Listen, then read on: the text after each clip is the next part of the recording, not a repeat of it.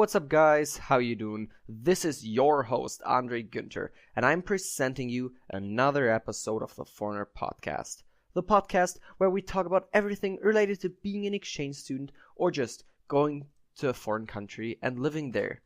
So I thank you very much for tuning in, and I'm really excited about this episode, so I don't want to waste any more of your time. You know the drill with liking, sharing, subscribing, whatever. I don't have to repeat that now because I really want to get into it. I spent a lot of time scripting this episode, so I hope you'll enjoy it just as much as I enjoy just recording it right now. Okay, today's topic is not going to be a light one, so I want to say that right before. I want to talk about racism today because it is a topic which plays a role and kind of a significant role these days, and you will likely get in contact with it during your exchange and during your time abroad. I try to be as objective as possible, and I do not intend to offend anyone. That being said, I want to give you the exact structure of today's episode so that you can get an overview and we can get this over with. First, I'm gonna explain racism. What is it? How does it happen? How does it come up? What is racism even? Then I'm gonna talk a little bit about different forms of racism. So racism is not just one stiff kind of thing that happens. There are different phenomenons and different ways racism can appear. So I want to introduce you to them.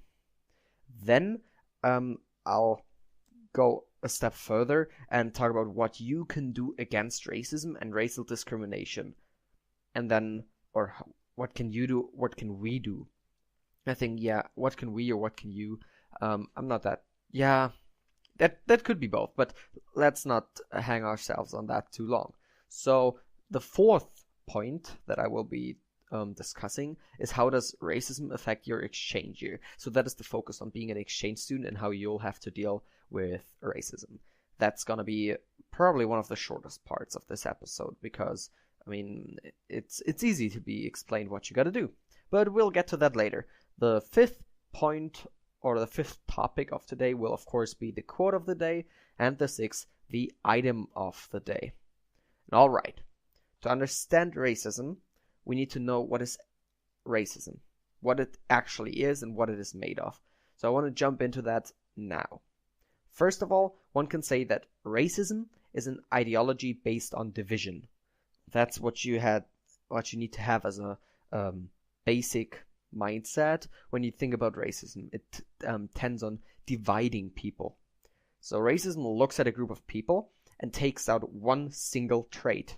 Usually that is skin color, but can be religion or cultural things. Then the racists will divide the group of people that we just took into smaller groups based on this one single trait that they decided to, categorize the people after. And as an example, if you see the entire human population as the starting group, a racist would divide the humans regarding their skin colors, for example. So there are the white Europeans, the brown Arabs, and the yellow Chinese, or whatever cliches there are. That is the first step, which is not that dangerous in itself. It's just a little stupid, because picking out one single trait as a category to separate people from another just because of that trait is not that smart of a thing to do and not that reflective. Because there's more to people than their skin color, because that's affected on where you are born and how the sun is shining in your area. So near the equator, people are gonna have darker skin than at the poles because, the sun is just stronger near the equator, so they need more melatonin to fight the sun rays. But I'm just not gonna dive into that anymore because I think you understand the system. So you take out a group, or you take a big group, take out one single trait, and then divide them up into smaller groups. That's the first step. The second step is assigning those groups that now are formed certain characteristics. So certain groups get stigmatized and they're ascribed social statuses. But also physical abilities or just cultural assumptions are made. So that's all based on this one trait that we separated them after, and now they're assigned or ascribed more traits that, because they all shared this one initial trait, they all need to share all the other traits as well. As an example for that, very popular stereotypes can easily be looked at. For example, there are stereotypes such as black people are more criminal than whites or Asians, or maybe all Muslims are terrorists, which is stupid in itself. But see, those are the statuses or attributes ascribed to the people. You say that you first divide the big group of the world into religions, and here are the Muslims, and now all Muslims must be terrorists. Because if all of them share the one trait of being Muslim, they all must be terrorists, right? No, but, well, that's what the people think. So this one big group of people that all share one trait is now also assigned other traits that they are said to share. And I don't really think I need to explain why that is complete nonsense any further. I mean, the color of your skin obviously has no effect on other aspects of your personality. This step now is more dangerous than the first one because it is generalizing many individual human beings. I mean, every person is different, but through the step of assigning them statuses and characteristics because of their skin color or religion or culture, these effects are eradicated. These differences, not effects, these differences are eradicated. So, even though I'm white and the guy next door is white, we are still very different people, have different opinions, different taste, but in the mind of this racist ideology, I would say, we are still the same compared to any brown person or any Muslim person, because me and the guy next door are both atheists.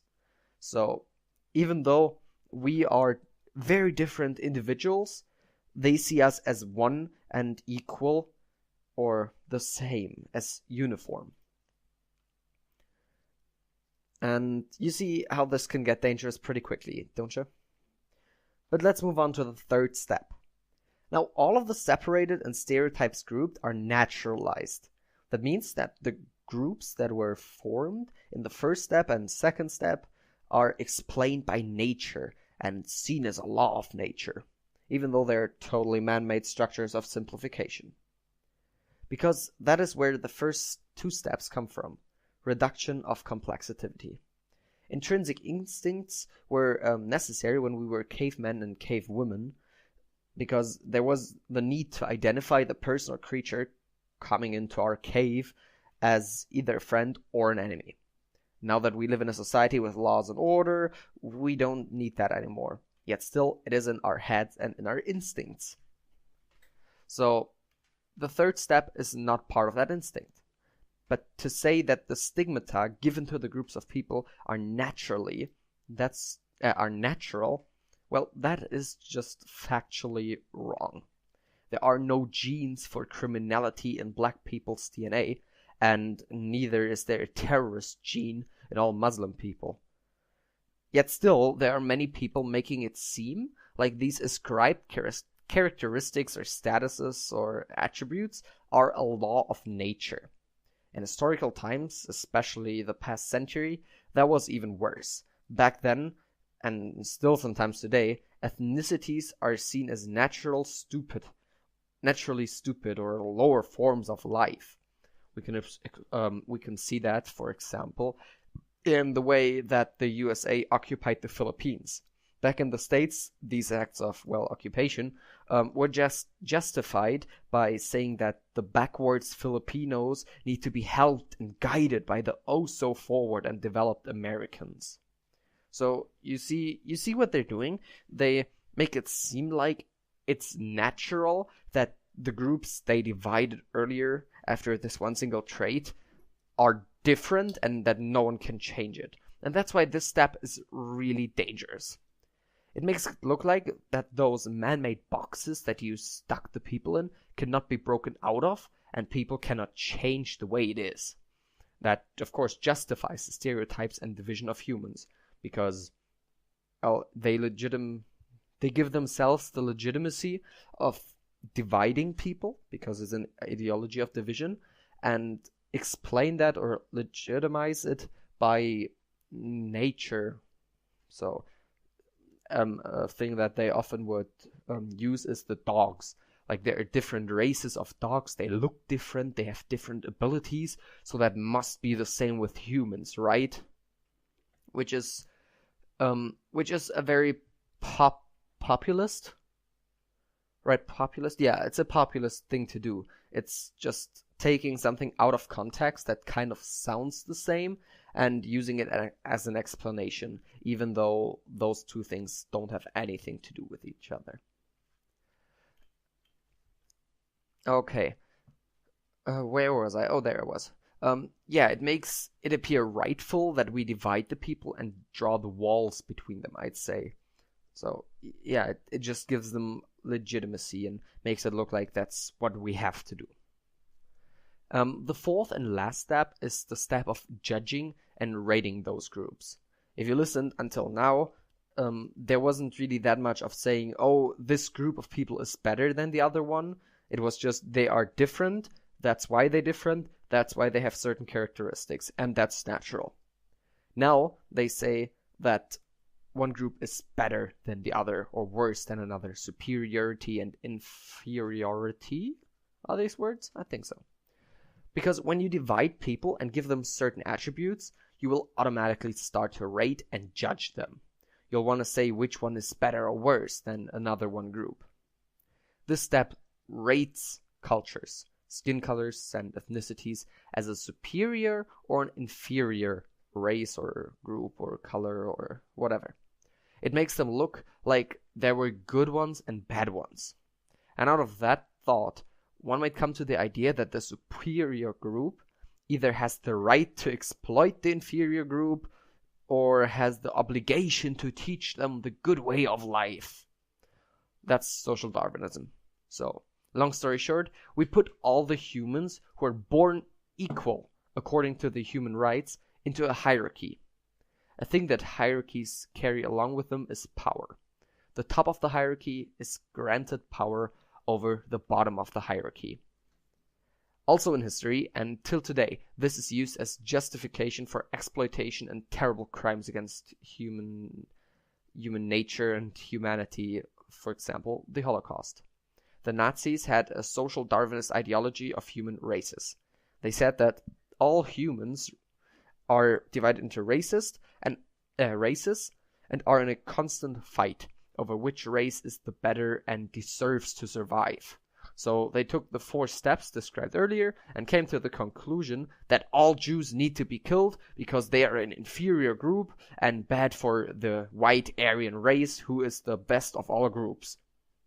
And, well, that is just racism to the fullest extent. If there are any more questions, send me an email or write a comment on my website. The email is theforeignerpodcast@gmail.com. And if you want to have me explain it better or more in maybe another episode, let me know. And now that I've already spent so much time on the theory of racism, I want to take the next part quickly. Because there are different forms of racism. And I have some examples for them.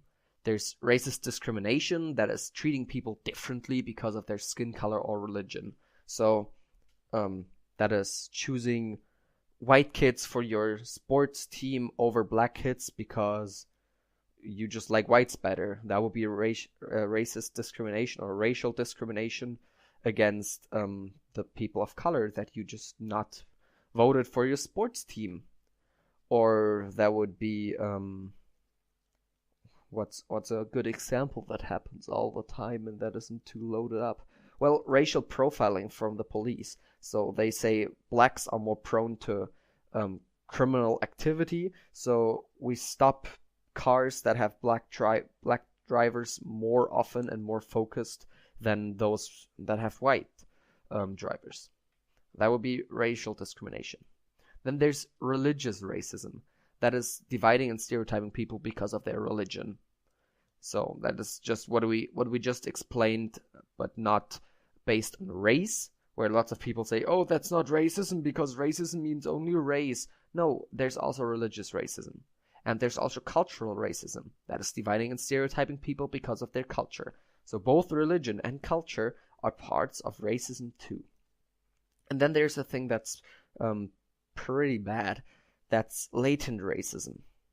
Because racism is hidden, or it's implied, but it is often covered as a good intent. For example, telling a black person that they are so great dancers because, well, black people are naturally great dancers and everyone else isn't. I think you get a sense of it. So I want to move on. So what can you do against racism and racial discrimination? That is a very often discussed question, and nobody seems to know the definite answer, because we would have already done it and eradicated racism. Yet still, we deal with that issue every day. So what most people agree on, though, is that we need to educate people on what racism is. Just like I'm doing right now. I try not to put my own opinion in there. I try to explain it as objective as I can. And only when we understand racism, we can fight racism. And hopefully someday end it. Also, we must actively stand up against racism. Whenever you see someone being discriminated or assaulted because of their skin color or religion, stand up and help them. Show some solidarity and make clear to the discriminating person that what they are doing is not welcome. Of course, if there is a group of like 10 Nazis harassing one woman and you're alone as well, it may not be the smartest idea to go in. Then rather call the police, I'd say. Don't hurt yourself. But if you have the chance, go in and say, nope, not on my watch. And of course, if you have children, then raise them without all of those stereotypes and raise them without racism and racist ideas, because racism is a thing of socialization. No kid is born racist. That's a thing being taught to them by the parents. Like, don't play with the black kids, they're bad company. Or, I don't know, don't play with the Hispanics. They, I don't know what the stereotypes against Hispanics would be. They will feed you fat with all their tacos. I don't know. That was just some bullshittery. So, of course, you should not raise your child with thoughts like that. But now let me circle back to the connection of racism to your exchange experience. You will likely encounter some form of racism. There will be people who actually do not like you because of your race and that you are a foreigner, and those that display the latent racism out of goodwill, in quotation marks. I don't really think we need to discuss the people that are discriminating against you because you're a foreigner and they hate foreigners. I mean, you cannot really talk to them or try to convince them that you are a great person, but surely they won't care. So if you feel like you are discriminated against, go to officials of your school, or if it's really bad, go to the police, because you should not give them that power over you, and you shouldn't allow that kind of racism to exist. I had kind of such of a case. In one of my classes, there was a group of students who would throw cookies or pencils at me, and when I told them to stop, they would just mock my accent. After a couple of hours having that, and I told them to stop, and they wouldn't stop, I just went to my student counselor in the school and talked with them. I think the kids were spoken to, and they got in trouble, and I don't know what exactly happened. I just saw one of them sitting in the office looking kind of sad. And, well, they never did anything like that again. So that is the way to go if you have such problems. You cannot really resolve them on your own. But there's also the latent racism. And that's a little bit more tricky, because often the people don't mean any harm or don't mean any bad things, but may say things or do things that kind of make you feel uncomfortable. For Germans, it is often the stigma that all Germans are Nazis, and pretty much every German exchange student will be confronted with that. The right thing is just to politely explain that to politely explain that Germans are not all Nazis. And just having a nice and polite talk with them helps.